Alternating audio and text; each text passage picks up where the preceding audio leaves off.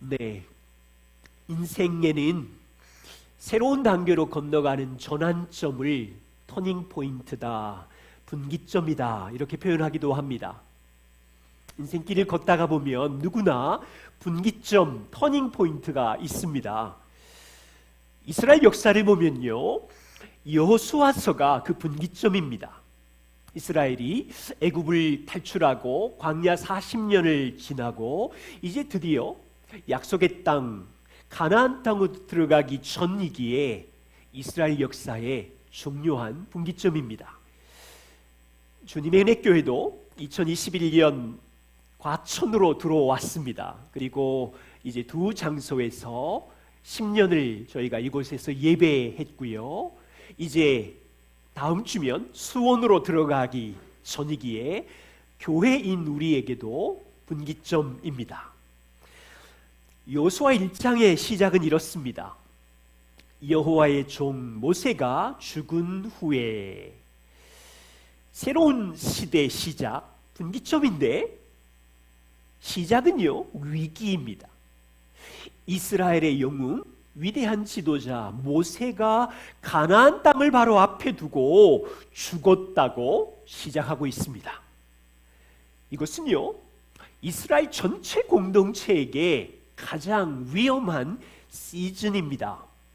광야에서 40년 동안 탁월한 인도자 모세가 죽은 것은요 이스라엘 전체에게 슬픔이고 날벼락 같은 소식입니다. 충격입니다.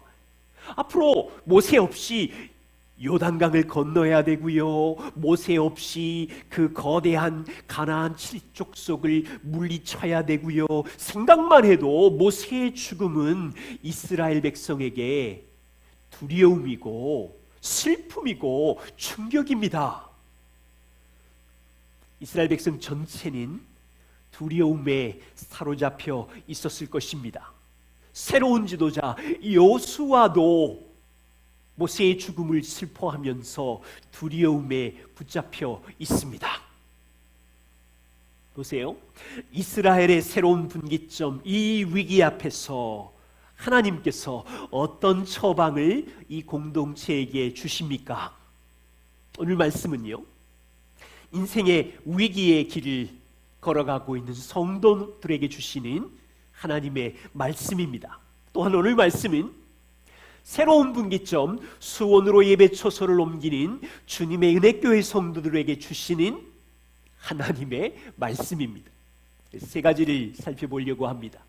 하나님께서 너희는 마음을 강하고 담대하게 하라.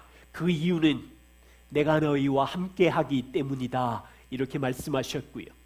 두 번째는 너희는 어디로 가든지 하나님의 말씀을 묵상하고 지켜 행하라.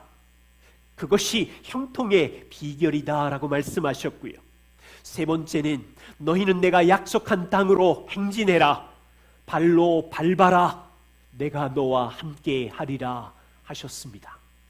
오늘 이 세 가지 하나님의 처방, 하나님의 작전 명령을 인생의 위기를 당한 여러분들에게, 또 새로운 분기점을 시작하는 주님의 은혜교회 공동체에게 주시는 말씀으로 은혜 받으려고 합니다. 첫 번째입니다. 여러분, 여호수아의 마음이 왜 두려움에 사로잡혔을까요? 여호수아는 이제 행진해서 들어가게 되는 가나안 땅을 잘 알고 있었고요. 또한 자기가 인도할 이스라엘 백성들을 잘 알았습니다. 들어갈 가나안 땅은요, 견고한 성읍을 가진 도시였어요. 38년 전 12명의 정탐꾼 중에 10명의 보고 내용 기억하시나요? 가나안 땅의 거주민들은요, 신장이 장대 같은 거인들이고요, 그들은 전쟁 경험이 있는 훈련된 군사들이었습니다. 여호수아는 이걸 알았어요. 그리고 여호수아는 자신이 인도할 백성들을 보니 이들은 광야의 떠돌이 같았고요, 메뚜기 떼처럼 보잘것없었고요, 광야에서 불순종을 반복했던 불순종 대장들이었고요. 훈련되지 아니하는 오합지졸인 것을 알았기 때문에, 우리 식으로 말하면 이런 거예요. 가나안 땅에 들어간 그 족속들인 최첨단 무기, 탱크와 미사일을 가지고 있는 훈련된 군사들인데, 이스라엘은 나무 막대기 몇 개 들고 있는 초라한 훈련되지 않는 난민들이니까 여호수아는 두렵고 당황스럽고 모세도 없고, 이런 여호수아에게 하나님은 찾아오셔서 어떻게 말씀하십니까? 5절과 6절을 보십시오. 여호수아야, 정신을 차려라. 너의 평생에 너를 능히 대적할 자가 없으리니 내가 모세와 함께 있던 것 같이 너와 함께 있을 것임이라. 내가 너를 떠나지 아니하겠고 버리지 아니하겠으니 너는 강하고 담대해라. 여러분, 이 하나님의 말씀을 듣고 여호수아가 마음을 빨리 고쳐먹고 강하고 담대했을까요? 아니었나 봐요. 여호수아의 마음은 여전히 두려워하고 있었고 불안해하고 있었나 봐요. 그러자 하나님께서 7절에 다시 말씀하십니다. 여호수아야, 오직 강하고 극히 담대히 해라. 하나님의 섬세하심이 보이시나요? 여호수아야, 오직 강하고 극히 담대해라. 하나님은 여호수아의 불안하고 약해져 있는 마음을 정확히 진단하시고 격려하시는 거예요. 최고의 지혜자 하나님은 백성들의 마음의 감정을 가볍게 여기지 아니하시고 그냥 깡으로 무시하지 아니하시고 섬세하게 여호수아의 마음을 만지십니다. 9절을 보십시오. 다시 한번. 여호수아야, 내가 너에게 명령한 것이 아니냐? 강하고 담대해라. 두려워하지 말고 놀라지 말아라. 하나님의 섬세하심이 보이시나요? 저는 오늘 성도님들 중에 인생의 길 속에서 절망하고 두려움의 위기의 길을 걸어가고 있는 성도들에게 하나님께서 여호수아를 격려하시며 사상하게 이 마음을 일으켜 세우신 것처럼 여러분들 안에도 하나님께서 강하고 담대해라 반복해서 2번, 3번 성도들의 마음을 일으켜 주시기를 간절히 소망합니다. 두려움은요, 수천 년 전에 여호수아나 이스라엘 백성만이 가지고 있는 것이 아니라요, 2021년을 살아가는 우리에게도 이 두려움은 날마다 찾아오는 손님입니다. 한 달에 수천 통의 상담 편지를 받고 있는 상담가 앤 랜더스에게 이런 질문을 했습니다. 당신은 상담가의 입장에서 수많은 사람들의 편지와 상담을 받고 있는데 그들의 문제 중에 가장 큰 문제는 무엇입니까? 가장 많은 문제는 무엇입니까? 라고 질문을 했어요. 답은 두려움이었습니다. 대부분의 사람들이요, 날마다 이 두려움에 사로잡혀 있대요. 내 재산이 없어질까 두려워하고요, 사랑하는 사람을 잃어버릴까 두려워하고요, 내가 저 사람에게 버림을 받을까 두려워하고요, 내 책이, 내 글이, 내 SNS가 거센 비평에 받을까봐 두려워하고요, 우리 자녀들이 잘못될까봐 두려워하고요, 이 결정이 잘못되어서 암흑 같은 골짜기가 시작될까봐 사람들은 두려워한대요. 인생의 두려움은 역사 속에 모든 인간에게 찾아오는 날마다의 손님입니다. 그런데요, 이 두려움은 우리 삶을 조금씩 파괴합니다. 두려움을 가져보세요. 이성적인 생각을 할 수 없을 정도로 혼란해지고요, 판단을 흐리게 하고요, 두려움의 감정이 우리를 휘어싸면 입술이 바짝바짝 마르기 시작하고요, 손발이 떨리고요, 우리의 음성이 흔들거리고요, 가슴이 두근두근거리고요. 두려움이 밀려오면 내 인생 끝이구나, 미래에 대한 소망이 없어서 더 이상 전진하지 못하게 하고요. 하나님은 이 두려움에 빠져있는 이스라엘 공동체와 여호수아를 향하여 3번이나 강하고 담대하라. 여러분, 질문은 이겁니다. 어떻게 우리가 이 두려움을 이길 수 있습니까? 여러분, 비결이 있으세요? 두려움을 이기려고, 그래, 마음을 강하게 하자, 강하게 하자. 주변을 봐봐. 나만 이런 고난을 받는 게 아니야. 요즘 세상 사람들 다 그러고 있잖아. 괜찮아. 여러분, 이러면 마음이 강해져요? 마음을 담대하게 하자. 스스로 정신 통일을 하고 자기 체면을 걸면 마음이 강하고 담대해지냐고요. 하나님은 그렇게 말씀하지 않으셨어요. 5절을 보세요. 모세와 함께 하셨던 하나님이 너와 여호수아와 함께 한다는 이 사실, 객관적인 사실로 인하여 여호수아야, 너는 마음을 강하게 하고 담대히 하라입니다. 예를 들어 보십시다. 사진을 한 장 보여주십시오. 여러분, 여기 지금 프로 레슬링 선수가 있어요. 키가 한 2m 되고요, 몸무게는 150kg 정도 나가고요, 레슬링 경력 10년이고요, 유도 10단인 이 거대한 거인이 있어요. 상대는 초등학생도 안 된 김승준입니다. 키는 120이고요, 몸무게는 38kg고요, 태권도는 노랑띠입니다. 게임이 되나요? 김승준은 두렵겠지요. 우리 아이는 이 거인과 상대할 때 이길 수가 없겠지요. 지금 김승준이가 이 어린 나이가 어떻게 강하고 담대할 수 있습니까? 옆에 키 185에 몸무게 85kg 아빠가 있기 때문인가요? 아니에요. 지금 여호수아에게 하시는 말씀은 그 정도가 아닌 거지요. 성도들에게, 승준이에게 함께 하시는 분은 슈퍼맨 정도의 파워를 가진 사람이 아니라 창조자 하나님이잖아요. 무한대의 힘과 능력을 가진 우주의 왕이잖아요. 가나안 거민들이 먼지처럼 날려버릴 수 있는 슈퍼 파워, 슈퍼 가시잖아요. 하나님은 여호수아에게 이렇게 말씀하고 있는 거예요.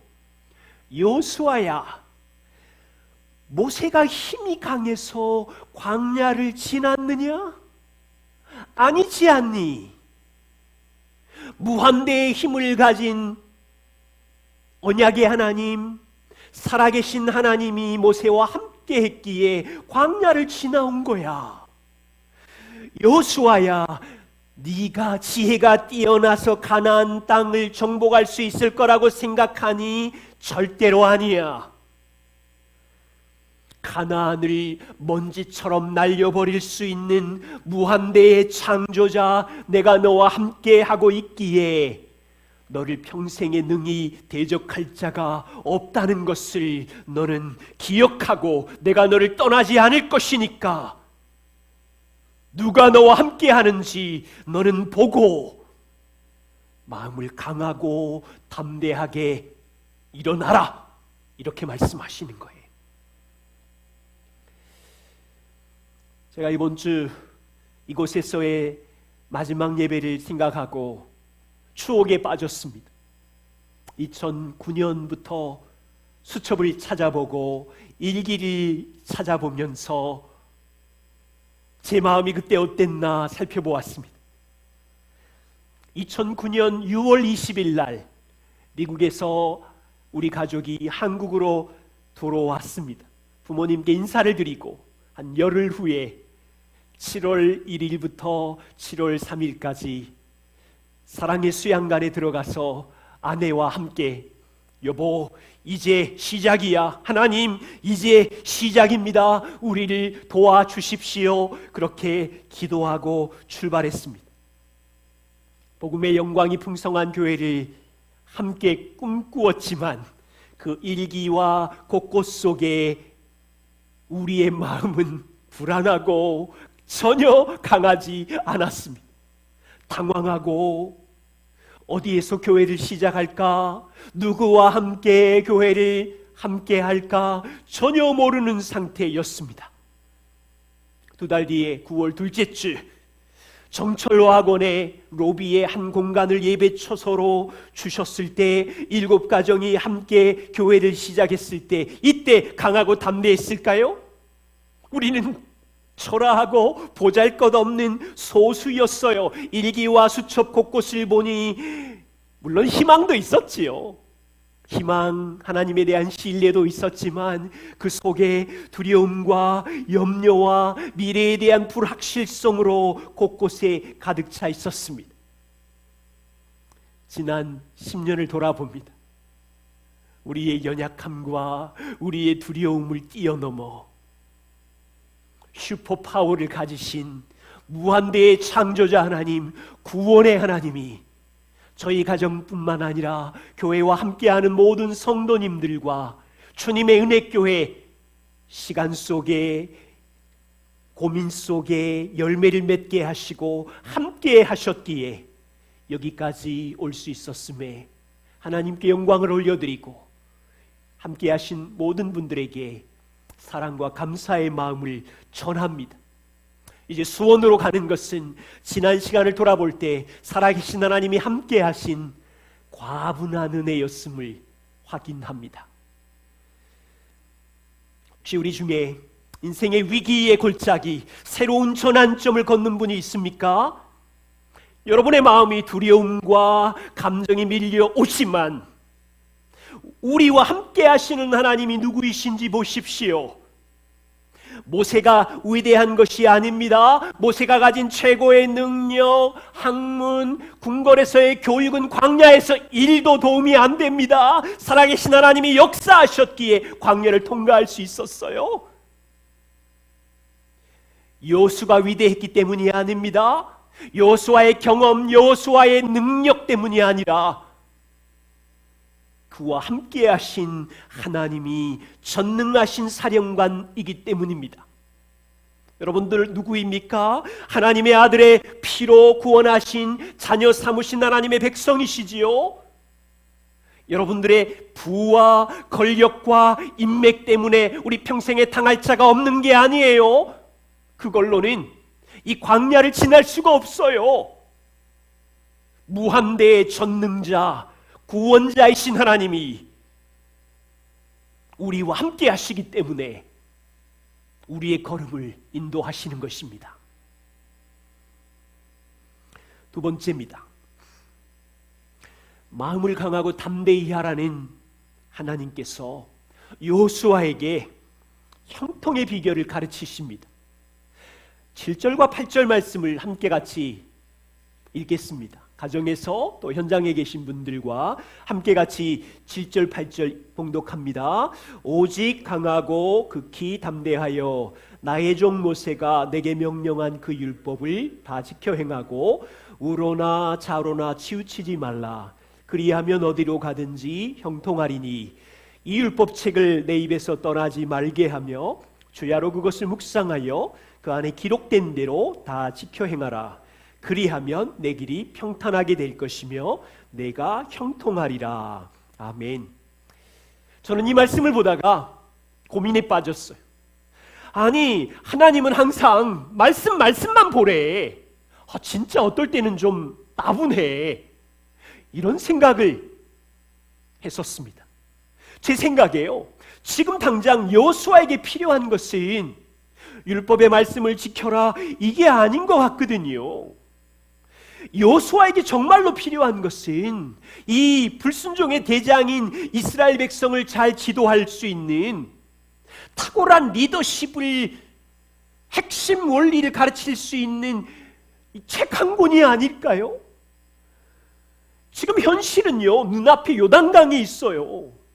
이 요단강을 건널 수 있는 배 만드는 기술이 필요하잖아요. 정말 이스라엘 백성들에게 필요한 것은 가나안의 저 거인 같은 족속들을 무너뜨릴 수 있는 전략이랄지, 신무기 대포 만드는 기술이랄지, 철병거랄지, 이런 것이 필요해 보이는데, 엉뚱하게도 하나님은 이런 현실적인 필요에는 침묵하시고, 여호수아야, 이스라엘 백성아, 말씀을 묵상해 주야로, 그리고 그 말씀을 지켜서 행하라는 형통의 비결을 말씀하고 계세요. 우리 식으로 말하면 사실 인생에 이런 골짜기를 지날 때 우리에게 뭐가 필요한 거예요? 우리를 조금 더 행복하게 해줄 수 있는 조금 어느 지역으로 가야 집값이 오르고 좀 넓은 곳에서 여유 있게, 이게 행복의 비결 같아 보이고요. 우리 자녀들에게 수학이나 영어를 가르칠 수 있는 비법이 필요해 보이고요. 어떤 주식 종목이 대박 날 것인지, 이런 기술이 우리에게 필요해 보이는데, 하나님께서 제시하시는 형통의 비법은 주야로 말씀을 묵상하고 자로나 우로나 치우치지 말고 그 말씀에 뿌리를 내려서 지켜서 행하라. 여러분 이러시죠? 하나님 말씀 또 참고 인내하래. 하나님의 말씀 그냥 거룩하게 지내고 사랑하래. 너무너무 많이 들어서 지겨워. 그냥 싫어하면서 길을 막고 말씀을 덮어버리는 본성이 있지 않아요?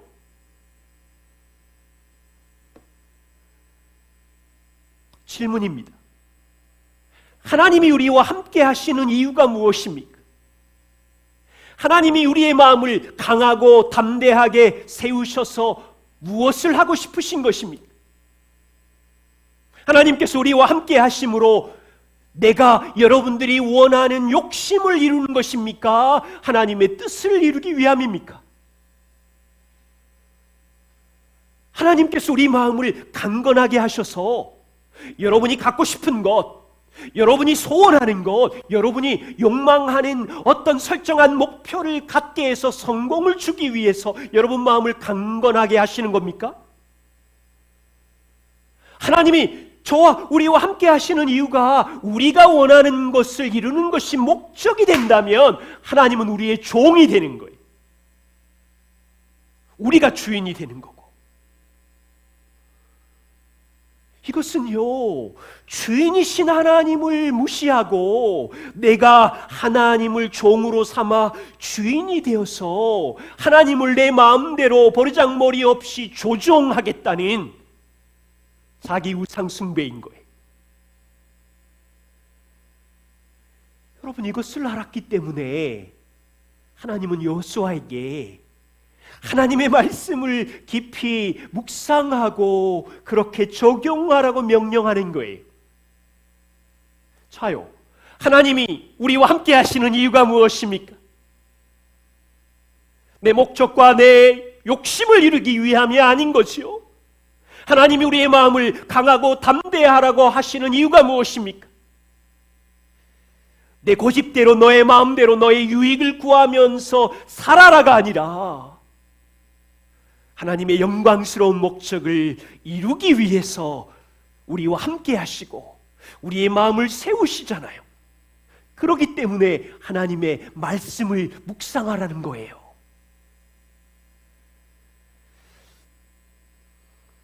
여러분, 제가 12년 전 수첩을 보다가 한 대목을 발견했습니다. 수첩의 사진이지요. 저희 자녀들이 중학교 2학년, 초등학교 6학년 때입니다. 아침에 가정 예배를 드리고 저녁에 잠언 말씀이 좋아서 한 서너 번 잠언 말씀 읽기를 식사 후에 했었습니다. 그런데 식사를 하고 자주 잊어버리는 거예요. 그래서 두 아들에게, 아들들아, 누구든지 자꾸 아빠가 잊어버리니까 잠언 읽기 하자고 기억하면 그 사람에게 상금 1,000원을 줄게. 그렇게 이제 부탁을 했어요. 어느 날 한 아들이 자신 있게 아빠 잠언 기억하는 거예요. 그리고 나서 잠시 후에 아빠 1,000원, 1,000원. 보세요. 아들이 잠언 말씀 읽는 것이 잠언 안에 있는 하나님의 지혜가 좋아서 잠언을 읽자고 한 건가요? 1,000원이 상금이 좋아서인가요? 당연히 후자겠죠. 그러자 그 옆에 있던 한 아들이 말합니다. 야, 잠언이라고 말하지 마. 너도 잠언 읽기 싫어하잖아. 네가 말 안 하면 내가 500원 줄게. 500원, 500원.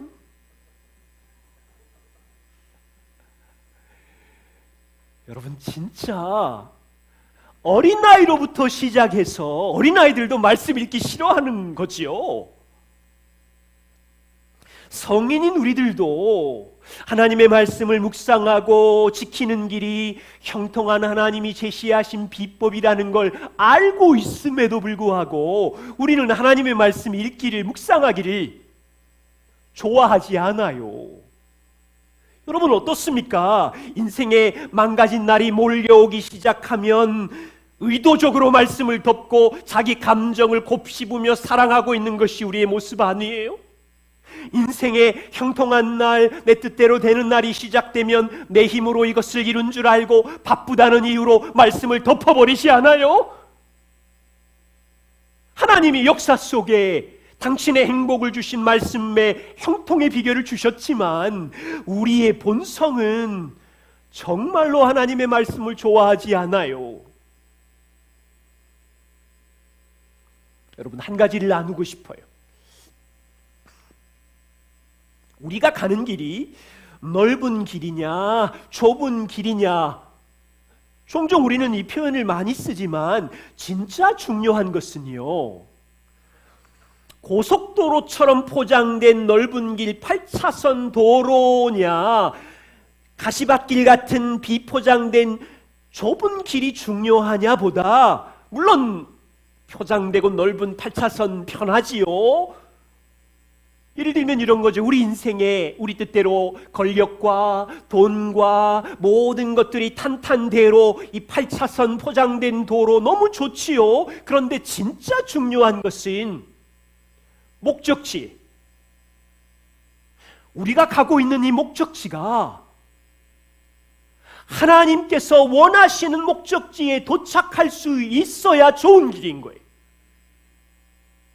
아무리 포장이 잘 되어 있고 권력과 부와 명예를 쌓는다 해도 도착하고 나니까 거기가 사망의 길이고 하나님이 기뻐하지 않는 길이라면 헛수고 가는 거예요.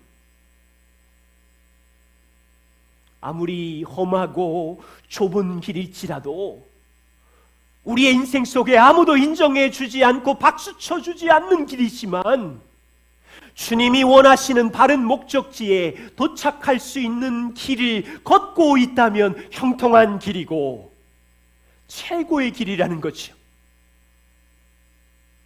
여러분, 어리석은 사람들인 목적지를 보지 못하고 그냥 어떤 길이야?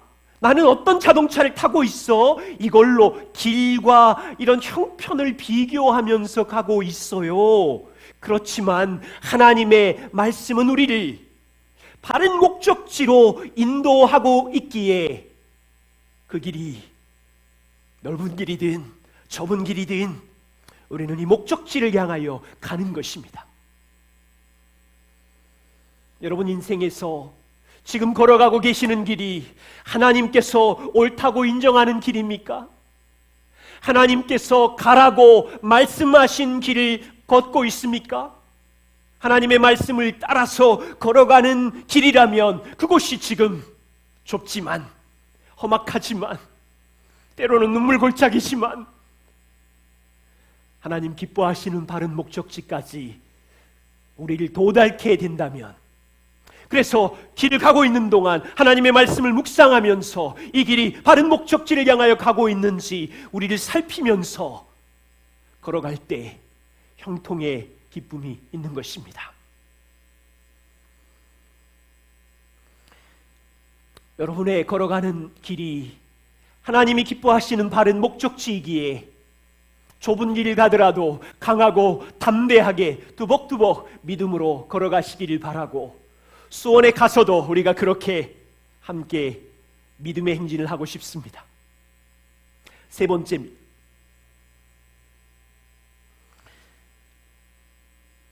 여호수아와 이스라엘이 두려움에 빠져 위기이었습니다. 그런데요, 여호수아 1장 전체를 보시면 하나님께서는 이 혼란에 빠진 공동체에게 내가 하리라, 내가 하리라, 내가 하리라 하나님의 주권적인 행하심으로 약속을 이루시겠다고 하십니다. 여러분 보십시오. 2절에도 내가 이스라엘 자손에게 그 땅으로 가라고 주리라. 3절에도 내가 모세에게 말한 바와 같이 내가 너희에게 주리라. 5절에도 내가 모세와 함께 있던 것 같이 너와도 함께 있을 것이다.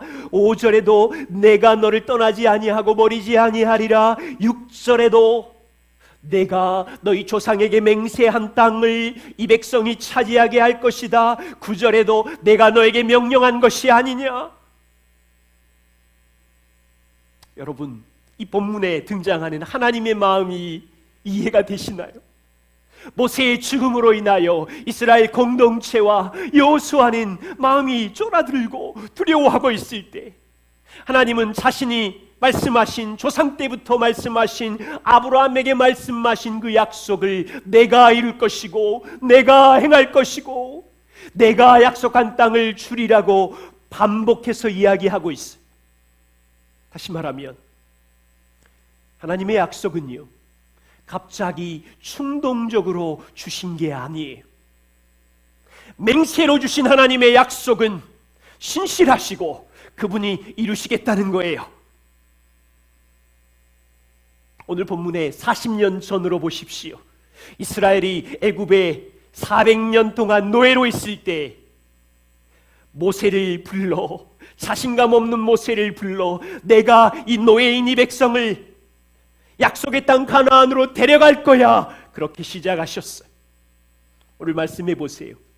모세에게 약속하신 정도가 아니라 이스라엘의 조상인 500년이 넘는 아브라함에게 이 땅을 약속으로 주리라는 그 약속을 이제 줄 것이기 때문에 너희의 두려움, 너희의 무너짐과 상관없이 내가 할 것이다. 그러니 너희는 마음을 강하게 하고 담대히 하고 믿음으로 발바닥으로 가라. 그러면 너희가 이룰 것이고 차지할 것이고. 이스라엘이 할 일은 약속을 이루시려고 하시는 하나님의 마음과 집념과 열정을 붙들고, 가나안 땅 현실은 두렵지만 믿음으로 발바닥으로 밟는 곳이 우리 땅이 된대, 무한대의 창조자 하나님의 능력으로 함께 하신대, 이것을 믿고 믿음으로 행진하는 것이지요. 성도 여러분, 성경의 역사가 눈에 보이시나요? 하나님의 계획은요, 75세인 한 노인네 아브라함에게서부터 시작을 했어요.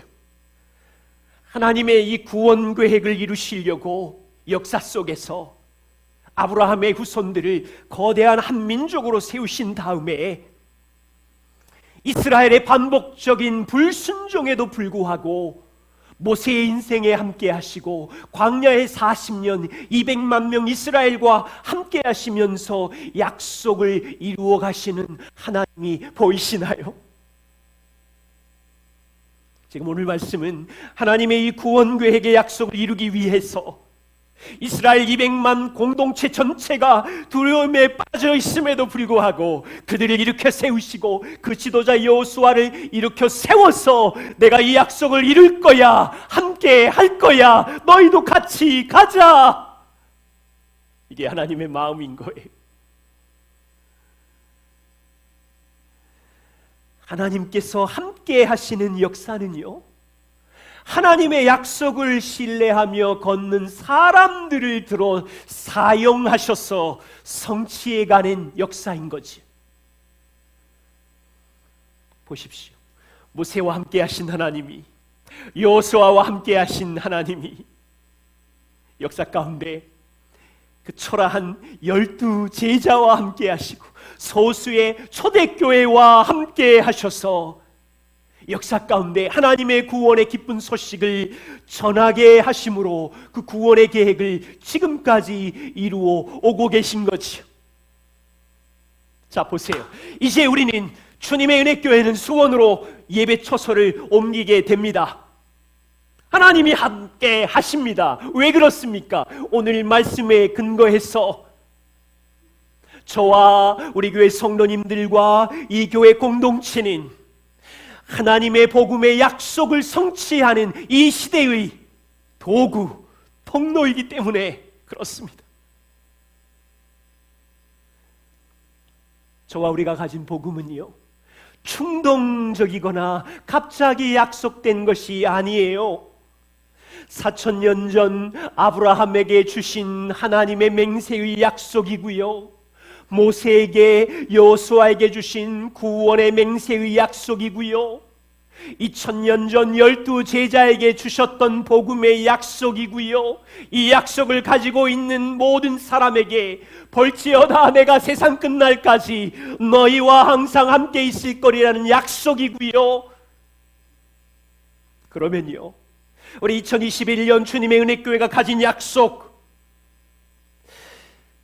하나님께서 자기 아들의 피로 세우신 구원의 기쁜 소식의 약속을 전함으로 예수 안에 들어오는 자들을 영원한 하나님의 자녀로 부르신다는 약속인 거지요. 예수 그리스도를 통하여 인류 역사상 누구도 해결할 수 없는 죄 사함과 의롭게 됨의 약속을 우리 공동체가 가졌지요. 예수를 믿는 자에게 고아와 같이 내버려 두지 아니하시고 하늘과 땅의 권세를 가지신 구원의 예수 그리스도가 우리 일생 동안 함께 하신다는 약속이지요. 세상이 이 약속을 비웃어도 괜찮아요. 그들은 고아처럼 혼자 살고 있지만 이 약속은요, 아무리 많은 부와 아무리 많은 권력과 아무리 많은 힘으로도 절대 얻을 수 없는, 썩지 않고 새하지 않는 영원한 천국을 주시겠다는 약속을 이 교회 공동체가 가지고 있는 거예요. 어쩌면 과천에서 저기 수원으로 가는 잠깐의 두려움과 염려가 있지만 이 교회 공동체는 수원 땅에서 다시 믿음의 행진을 하는 거죠. 내가 너희를 통하여 복음의 약속을 이룰 거야. 발바닥으로 밟으며 믿음의 행진을 해라. 저와 우리에게 이 마음이 있으신가요? 한 이야기를 소개합니다. 어린 소녀가 아빠를 잃었습니다. 이 소녀는 아빠가 그리울 때마다 방에 걸려있는 아빠의 사진을 보면서 아빠 도와주세요, 아빠의 사랑을 기억해요 하면서 힘을 얻었습니다. 어느 날 이 소녀는 많이 힘들었는지 고통스러운 인생의 좌절에서 쓰러지다가 아빠의 사진 앞에 울고 있다가 엄마에게 달려가서 항의했어요. 엄마, 아빠는 왜 사진 속에서만 있어요? 내가 이렇게 힘든데 왜 아빠는 나를 도와주지 않는 거지요? 성도 여러분, 혹시 인생의 어려움 중에 있습니까? 두려움이 밀려옵니까? 저와 우리의 하나님은 사진 속에서만 계신 분이 아니에요. 성경 속에서 갇혀 계신 분이 아니에요. 하나님은 약속을 따라서 아브라함의 인생에 개입하셨고, 하나님은 약속을 따라서 모세의 인생에 광야의 삶에 개입하셨고, 하나님은 약속을 따라서 여호수아의 가나안 정복에 개입하셨고, 하나님은 성경 속에서만 갇혀 계신 분이 아니라 초대교회 소수의 사람들의 삶에 주권적으로 개입하셨고, 주님의 은혜교회의 지난 10년 이곳에서 보잘것없고 부족한 우리와 함께 하심으로 하나님의 약속을 이루어가고 계신 것이지요. 복음의 약속을 품고 걸어가는 믿음의 사람들에게 부탁합니다. 우리가 가지고 있는 이 영광의 복음을 가정에서, 직장에서, 세상 속에서 흘려 보내십시다. 그러기 위해 오늘 하나님께서 무너져 있는 이스라엘 공동체를 향하여 주신 말씀을 붙잡으십시오. 마음을 강하게 하고 담대히 하십시오. 하나님이 동행하십니다. 인생의 어떤 길목이든지 하나님의 말씀을 묵상하고 그 말씀을 삶 속에서, 일상의 삶에서 적용하며 열매를 맺으십시오. 또한 하나님이 주신 이 복음의 약속이 있기에 우리와 함께 하시는 주님의 손을 붙들고 믿음으로 발로 밟으며 행진하십시오. 여러분의 삶 속에, 또 주님의 은혜교회가 예배처소를 옮기는 이 시점 속에 이 말씀이 우리에게 힘이기를 소망합니다. 기도하겠습니다.